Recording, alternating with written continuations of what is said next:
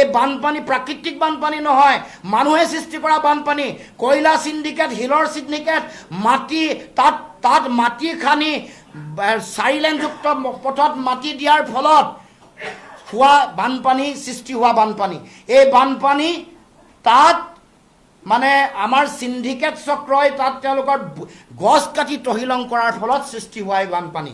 আপুনি দিশখন চাব, এখন আগৰ দিশ আৰু এখন মাটি কাটি তহিলং কৰাৰ পাছত কয়লা খান্দি, মাটি খান্দি, গছ খান্দি, শিলগুটি খান্দি তহিলং কৰাৰ পাছত এইখন দিশৰ উৎসৰ স্থলৰ এইটো এখন ছবি।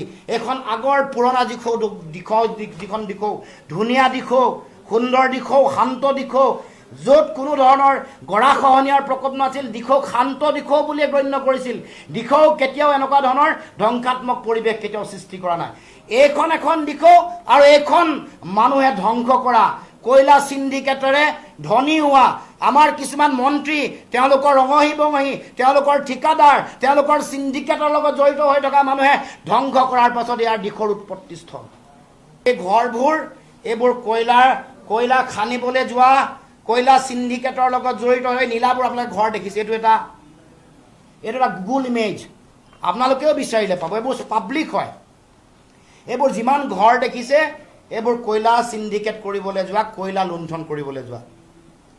এতিয়া আজি 20টা দিন হ'ল, আজি চৰকাৰী যন্ত্ৰই একো নকলে, আজিলৈকে নকলে যে এই গোটেই ভয়ংকৰ পৰিস্থিতিৰ উৎস কি। বানপানীৰ নিচিনাকে অহা নাই, চুনামিৰ নিচিনাকে মানুহে সৃষ্টি কৰা এই ভয়ংকৰ বানপানীৰ উৎস আৰু কাৰণ কি অসমৰ মুখ্যমন্ত্ৰীয়ে জনাব লাগিব। তালিবাজি কথাৰে আমাক ঠগিব নোৱাৰিব।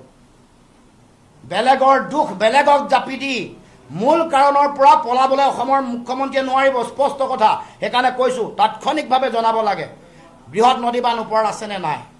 কয়লা খননৰ ফলত পাহাৰ তলত, যিটো ৰাইজে অভিযোগ কৰিছে, তলত মানে ধুন্দা হোৱাৰ কাৰণে তলত একেবাৰে হেৰি হৈ যোৱাৰ কাৰণে পাহাৰ 50 জেগাত 50 ঠাইতকৈ বেছি পাহাৰ খহিছে। য'ত কয়লাৰ খনন হৈছে তাতো খহিছে, য'ত কয়লাৰ খনন নাই হোৱা তাতো খহিছে। তাৰ কাৰণে ইটোৰ লগত সিটো অঞ্চলৰ সম্পৰ্ক থাকে।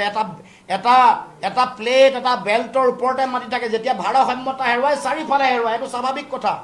কয়লা বহন কৰিবৰ কাৰণে নৈৰ ওপৰত কাঠ পেলাই যেতিয়া তেওঁলোকে দলং বনাই লৈছে, সেই দলং যেতিয়া হৈ যায়, তেওঁলোকৰ কাম হৈ যায়, এই নৈৰ ওপৰত যেতিয়া বাটটো বন্ধ হৈ যায়, তাৰপিছত আৰু কয়লা সিন্ডিকেটৰ মানুহে এইটো বাটটো চফা কৰি দিবৰ কাৰণে চিন্তা চৰ্চা নকৰে। যাৰ ফলত এটা আৰ্টিফিচিয়েল ৰিজাৰ্ভাৰ সৃষ্টি হৈ তাৰো পিছতো ডিভাষ্টেশ্যন হোৱাৰ কথাও বহুতে আলোচনা কৰিছে।